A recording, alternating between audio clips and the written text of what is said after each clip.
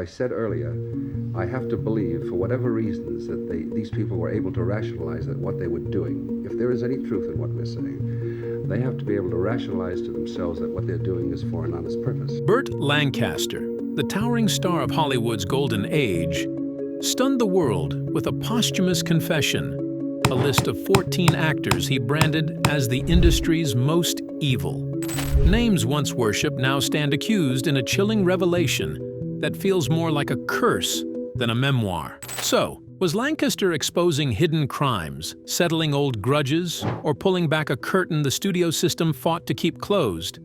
Fans are shaken, insiders horrified.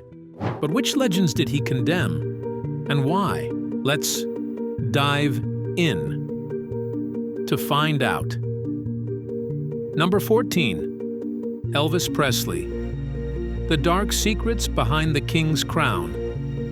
At the very top of Burt Lancaster's damning revelations appeared a name that stunned even the most skeptical readers. Elvis Presley, the beloved king of rock and roll. To the public, he was an untouchable figure, the voice of a generation, electrifying performer who redefined music, and a cultural icon worshipped across the globe.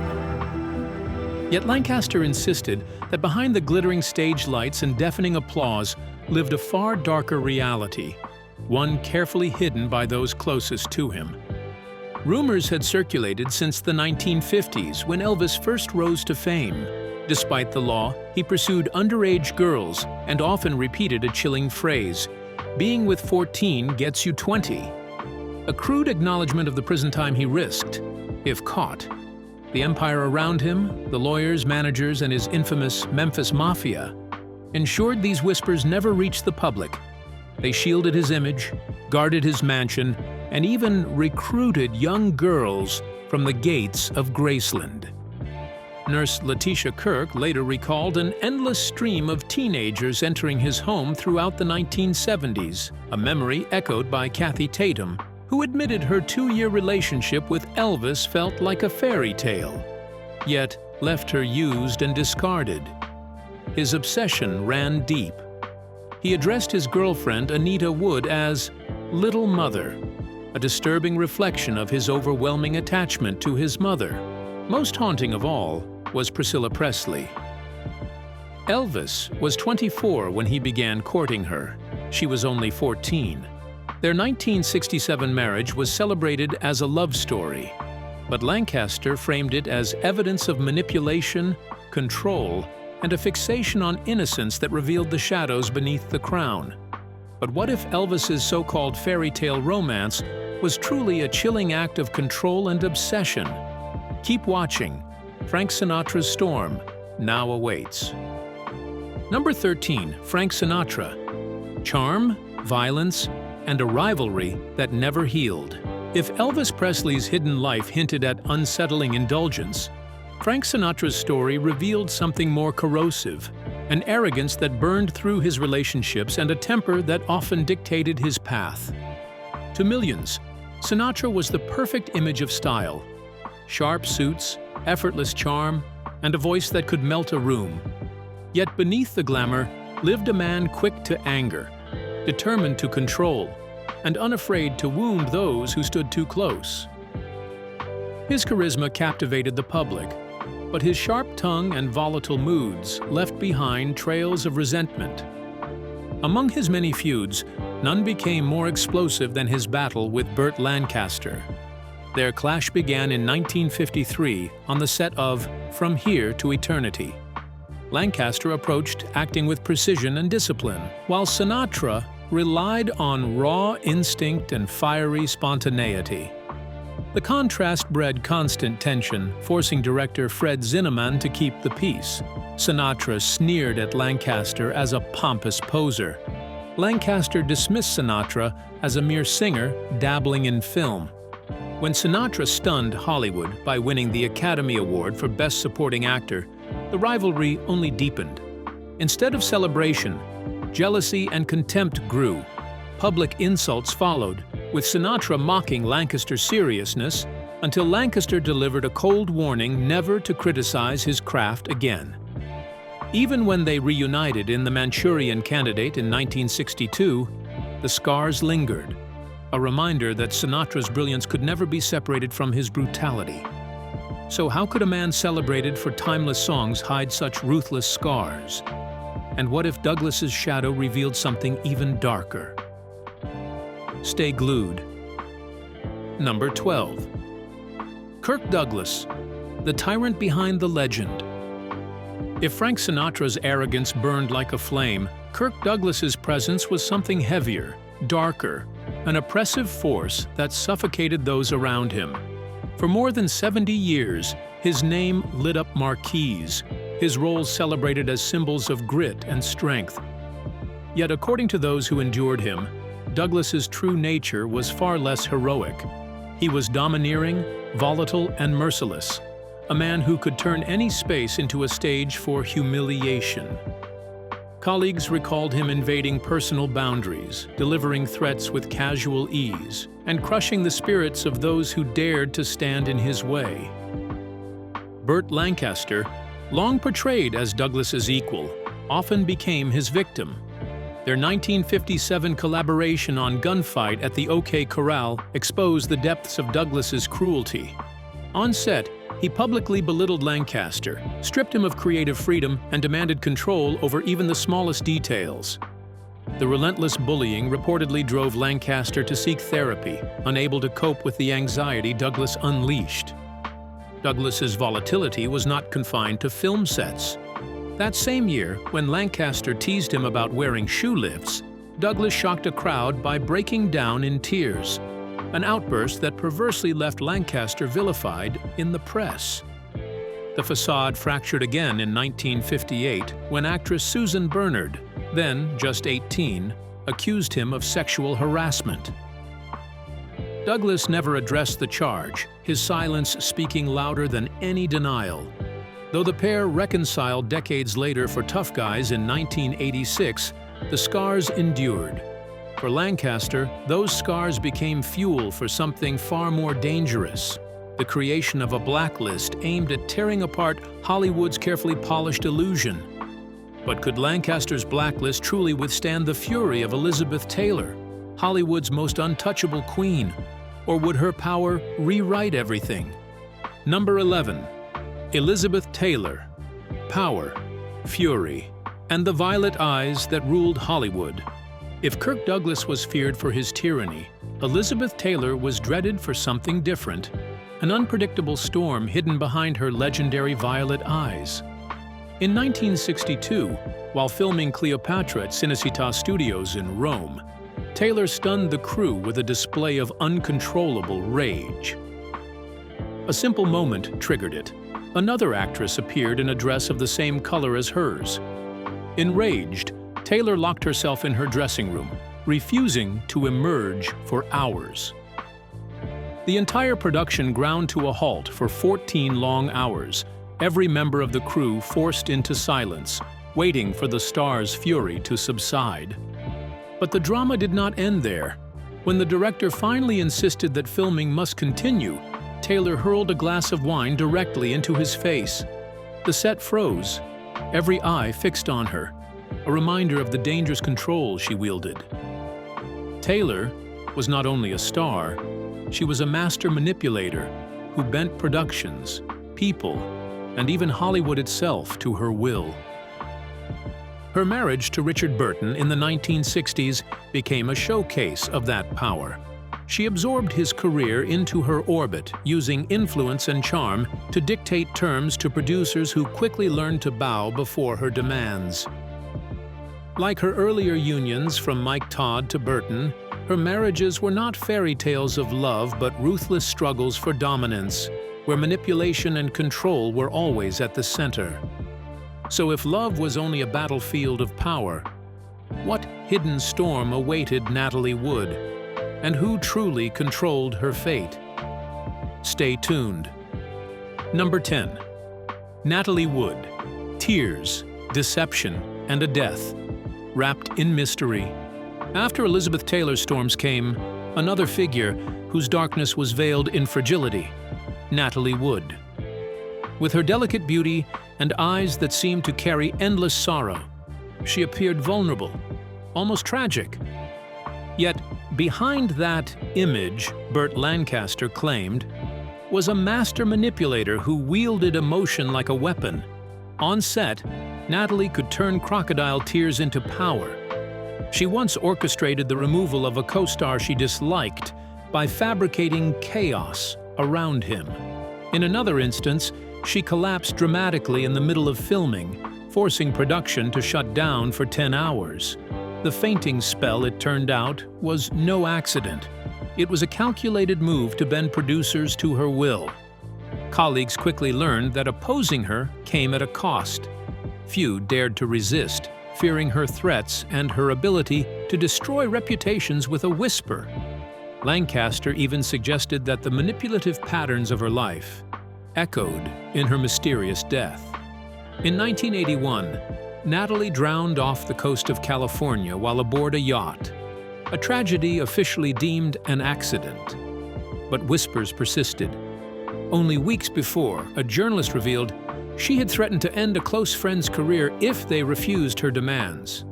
Lancaster's chilling words linger. The sea did not kill her. It only concealed what she left behind on the shore.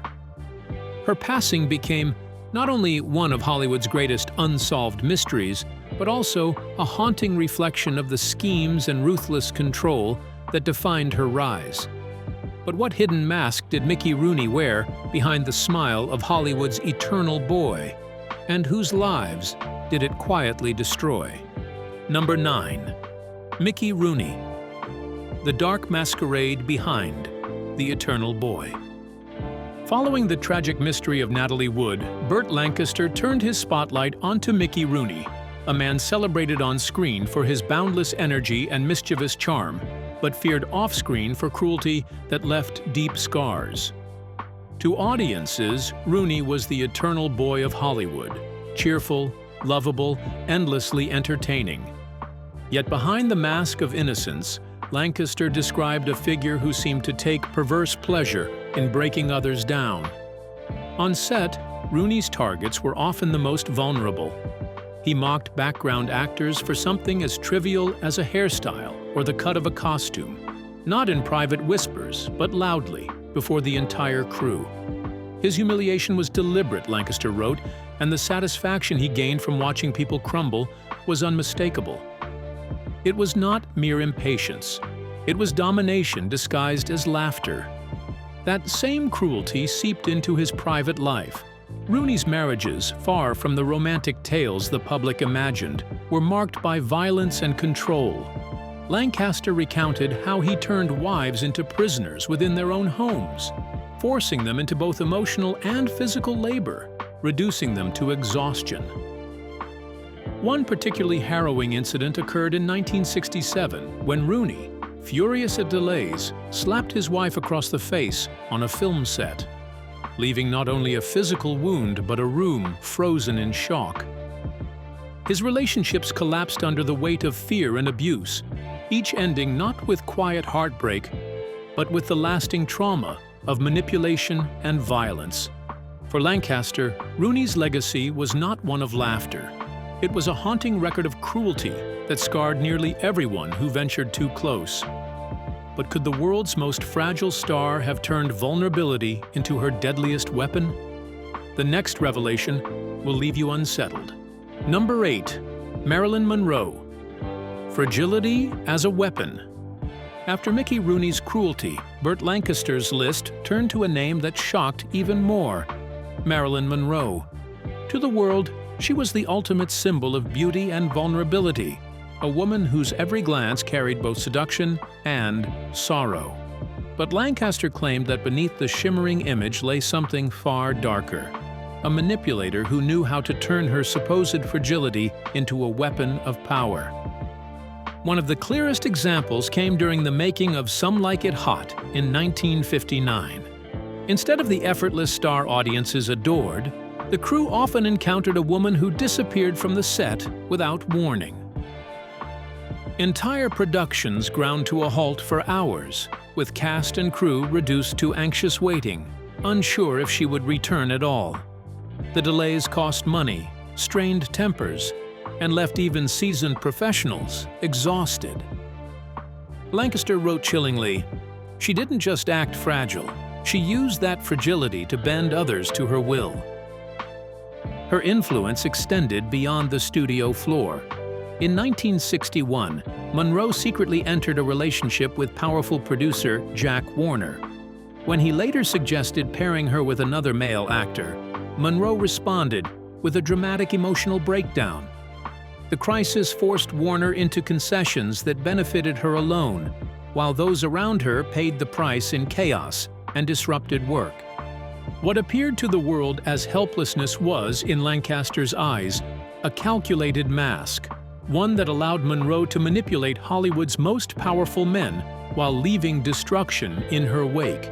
And as Monroe's dangerous game reached its breaking point, could Eastwood's rise rewrite Hollywood's power balance or expose something far darker? Number 7. Clint Eastwood, the stoic rebel of Hollywood politics. From Marilyn Monroe's calculated fragility, Burt Lancaster's list shifted to Clint Eastwood, a man who embodied an entirely different kind of controversy. Unlike Lancaster, whose liberal and progressive values often pushed him toward activism, Eastwood was a staunch conservative, known for his bluntness, dry delivery, and unshakable calm. Their differences weren't only on screen but ran deep into politics, creating clashes that Lancaster recalled vividly. In a late 1960s conversation preserved in his memoirs, Eastwood challenged Lancaster directly. "I don't understand why you support those Democratic policies. They throw money around without solving anything. What the society needs is reality, not theories." Lancaster shot back with equal force, questioning whether Eastwood's reality was merely fear of change and selfish disregard for the poor. It was a moment that revealed not just ideological differences, but a fundamental divide in how each man saw the world. Eastwood carried those beliefs openly into the public arena. Perhaps the most infamous moment came at the 2012 Republican National Convention, where he staged an imaginary debate with an empty chair meant to symbolize President Barack Obama. His words, mocking Obama as ineffective and completely crazy, provoked both laughter and outrage, cementing Eastwood as one of Hollywood's most outspoken conservatives. He criticized Democratic policies as destructive, resisted the legalization of same-sex marriage, and dismissed modern politics as little more than a game of self-interest. Even the younger generation did not escape his disdain. He condemned them as weak, too dependent on technology, and blind to reality. Eastwood's convictions ensured that he remained a lightning rod, celebrated and condemned in equal measure, a figure whose politics were as uncompromising as the characters he portrayed on screen. And if you think Clint Eastwood's defiance was unsettling, what hidden betrayal lurks in Steve McQueen's charm, ready to shatter illusions forever? Number 6. Steve McQueen, the king of cool and the price of blind faith. When The Great Escape hit screens in 1963, Steve McQueen and Burt Lancaster appeared as a striking pair, two stars radiating power and presence. Yet away from the cameras, Lancaster admitted he could never warm to McQueen. It wasn't only the actor's rebellious streak that unsettled him, but the destructive choices McQueen made in his final years. Choices that Lancaster described as chilling to even recall. McQueen lived much of his life hooked on painkillers, buying them illegally from doctors and relying on them daily. The toll on his body was devastating, and in time, he was diagnosed with lung cancer. But the illness revealed something even more disturbing: McQueen's deep faith in unscientific therapies. Rejecting chemotherapy and radiation, he turned instead to William Donald Kelly, a dentist with no oncology training, who prescribed metabolic therapy. The treatment was a cocktail of strict diets, enzyme injections, coffee enemas, and apricot seed extracts that carried toxic risks. McQueen poured more than $40,000 a month into these methods and even sought spiritual healers, convinced his body was unlike anyone else's. Lancaster, pragmatic and rational, pleaded with him, warning that such methods were nothing short of suicide. But McQueen scoffed, brushing off every warning. By October 1980, with his health collapsing, he fled to Mexico under a false name for surgery to remove a massive tumor. Days later, in November, the King of Cool died of a heart attack at just 50 years old. A haunting reminder of how blind faith can consume even the strongest icons. And if this story chills you, stay. Because Audrey Hepburn's elegant facade hid ruthless secrets. What shocking truths will now emerge? Number 5. Audrey Hepburn. The shadows beneath, the elegance. To the world, Audrey Hepburn was the embodiment of grace, an icon of beauty, kindness, and effortless elegance. But behind that luminous image was a far more fragile reality, one marked by heartbreak, secrecy, and choices that revealed her deepest vulnerabilities. As Burt Lancaster's memoir suggests, even the most admired figures often carry private battles invisible to their adoring audiences. Her first great entanglement came in 1954 during the filming of Sabrina. On set, Hepburn's chemistry with actor William Holden was undeniable, and the two soon fell passionately in love. Yet both were already bound elsewhere, Holden to his wife, Audrey to fiancé James Hansen. Their romance ignited nonetheless a whirlwind of stolen moments and secret promises. Audrey was even prepared to abandon her engagement, imagining a future with Holden. But her hopes were shattered when she discovered his hidden vasectomy, a truth that destroyed her dream of becoming a mother by his side. For a woman who longed deeply for children, this revelation was unbearable, and the affair collapsed under its weight. Years later, Hepburn sought stability in marriage to psychiatrist Andrea Doty, yet peace eluded her once again. By 1979, while filming Bloodline, she grew close to actor Ben Gazzara. In quiet conversation, she confided the loneliness and pain consuming her marriage. Their bond, tender and intimate, carried whispers of something more than friendship, an escape from the isolation she endured at home. Beneath her radiant smile, Hepburn carried wounds few ever suspected, a reminder that even the most seemingly perfect lives can be marked by hidden sorrow and longing. So, what about Errol Flynn? The man once hailed as Hollywood's hero, how many deadly secrets linger behind his dazzling charm? Number 4. Errol Flynn. Darkness behind the charm.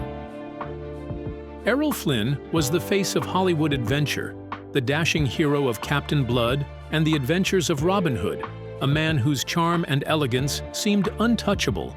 But as Burt Lancaster later revealed, behind that polished image lived a far more dangerous reality.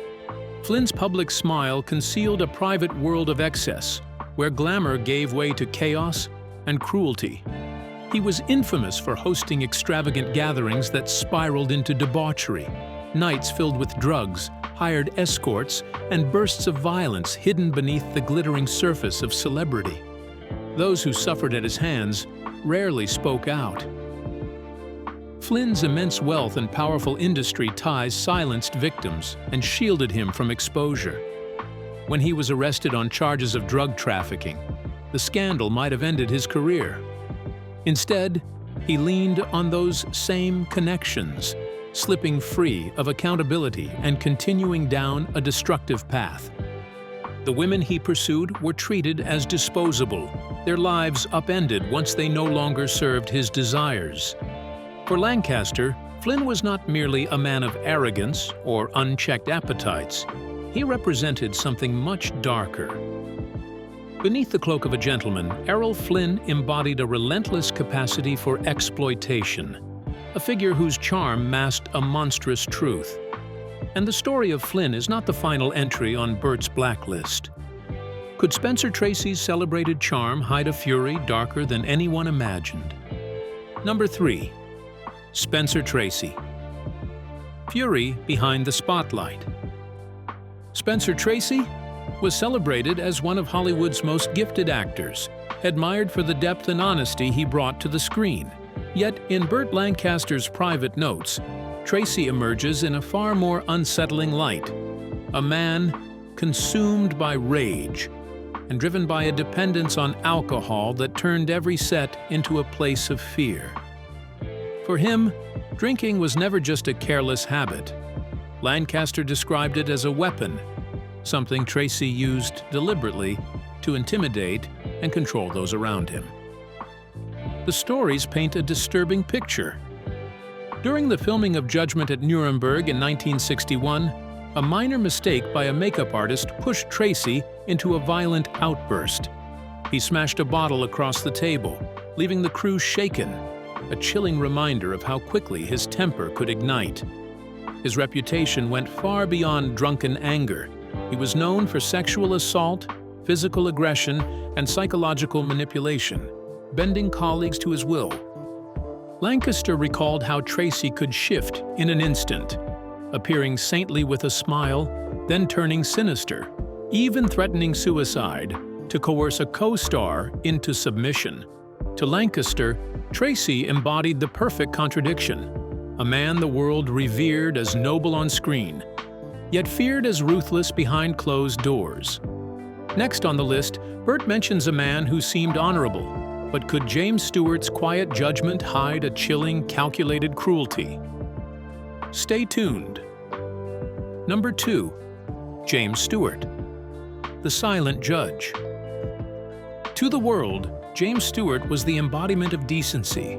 He was the gentle soul of It's a Wonderful Life and the noble defender of truth in Mr. Smith. Goes to Washington, a man audiences believed represented honesty itself. Yet, Burt Lancaster's account peels away this cherished image, revealing a colder, more unsettling figure lurking beneath. According to Lancaster, Stewart wielded judgment like a blade. On set, he would quietly observe, taking note of every stumble or small error made by his co-stars. Then, once filming wrapped, he would hand these written observations to the director, an act that left colleagues paralyzed with anxiety, fearful of even the smallest slip. Stewart never needed to raise his voice. His silence alone carried the weight of condemnation. But Lancaster's portrait goes further, exposing moments that clashed with Stewart's public image. In 1957, when paired with a black actor, Stewart reportedly refused to engage without anger or objection, instead hiding behind a fabricated excuse about script requirements. His manipulations could turn even darker. Lancaster recounted how Stewart once forged documents to destroy rivals, ensuring they were cast aside from projects, their reputations shattered. To Lancaster, Stewart was not simply strict. He was a quiet executioner, a man whose disapproval alone could exile anyone from Hollywood's inner circle. And in the final list, Henry Fonda emerges, a silent tyrant whose calm exterior hides a ruthless power ready to destroy careers. And what secrets will Henry Fonda's silence truly reveal? Number 1. Henry Fonda. The Tyranny of Silence. Henry Fonda was celebrated as the face of American justice, immortalized in The Grapes of Wrath and 12 Angry Men. To audiences, he was the voice of fairness, a man who stood unshaken against corruption. Yet Burt Lancaster's private reflections tell a far darker story, one in which Fonda's greatest weapon was not action, but silence. According to Lancaster, Fonda did not lash out physically nor raise his voice. Instead, he used a chilling stillness that crushed those around him. He could sit quietly, expressionless, and make an entire room feel small, guilty, and undeserving of his presence. In his journal, Lancaster wrote, "He killed with silence," describing a man whose power lay in emotional suffocation rather than force. This coldness extended into Fonda's own household.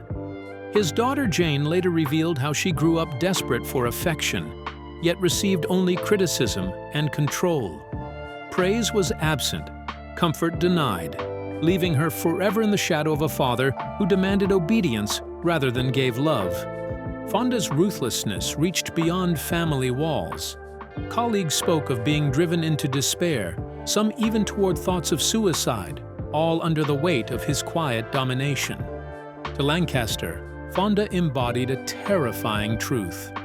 Power can thrive not through respect, but through fear disguised as dignity. So what do you think? When Burt Lancaster exposed 14 actors and their ruthless ways, was it Hollywood's darkest truth or just the surface? We'd like to hear your thoughts in the comments. Don't forget to like, share, and subscribe.